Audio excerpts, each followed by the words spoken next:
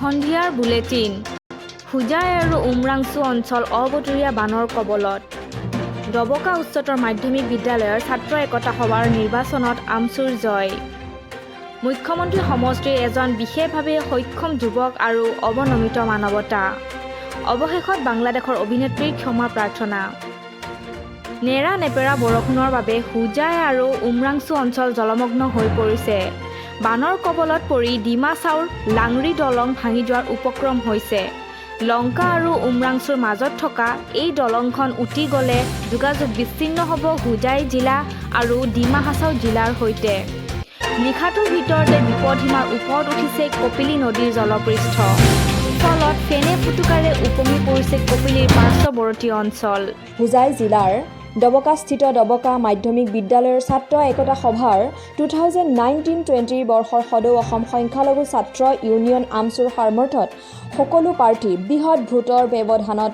বিজয়ী হ'বলৈ সক্ষম হৈছে বিজয়ী ছাত্ৰ ছাত্ৰীৰ লগতে ডবকা উচ্চতৰ মাধ্যমিক বিদ্যালয়ৰ সকলো ছাত্ৰ ছাত্ৰীক হোজাই জিলাৰ আমচুৰ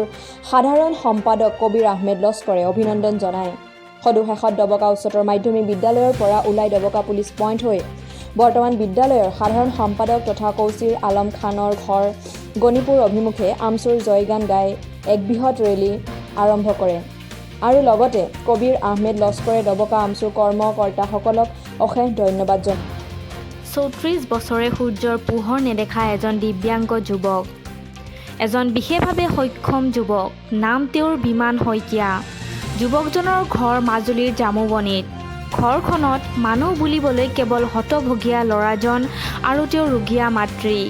অতি দৰিদ্ৰ পৰিয়ালটোৰ পিতৃয়ে জীৱিত কালত বাঁহ বেতৰ সামগ্ৰী তৈয়াৰ কৰি মানুহৰ ঘৰে ঘৰে গৈ বিক্ৰী কৰি 2 পইচা অৰ্জন কৰি পৰিয়ালটোৰ পোহপাল দি আছিল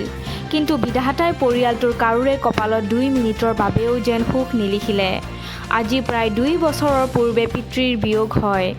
আৰু সমান্তৰালভাৱে দিব্যাংগ যুৱকজনৰ এগৰাকী ভগ্নীৰো অকাল মৃত্যু হয় চিকিৎসাৰ অভাৱত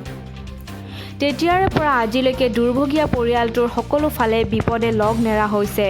মাতৃগৰাকীয়ে ভিক্ষা কৰিবলৈ যাবলৈ ঘৰখনত এৰিব নোৱাৰে বিকলাংগ পুত্ৰক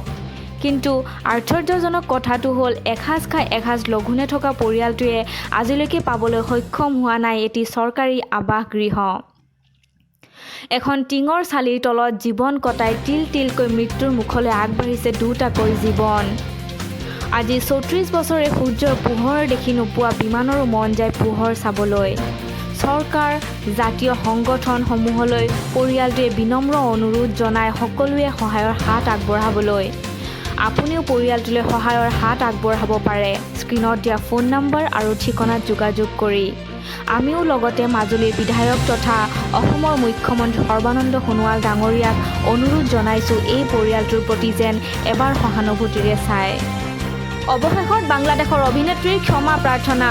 যোৱা 20 তাৰিখে বৰপেটাৰ এক অনুষ্ঠানত বাংলাদেশৰ অভিনেত্ৰী অপু বিশ্বাসে বিতৰ্কৰ সূত্ৰপাত ঘটাইছিল বিশ্বাসে মন্তব্য কৰিছিল যে বৰপেটা ৰঙহী বঙহী বাংলাদেশত আছে গতিকে বৰপেটাবাসী বাংলাদেশী বিশ্বাসৰ এই মন্তব্যৰ পিছতে সমগ্ৰ অসমত চাঞ্চল্যৰ সৃষ্টি হৈছিল বৰপেটাত আমচুৱে নিষিদ্ধ কৰিছিল শিল্পীগৰাকীক অৱশেষত আজি শিল্পীগৰাকীয়ে ছ'চিয়েল মিডিয়াৰ জৰিয়তে নিজ ভুলৰ কথা উল্লেখ কৰি অসমবাসীৰ আগত ক্ষমা বিচাৰে news desk report global news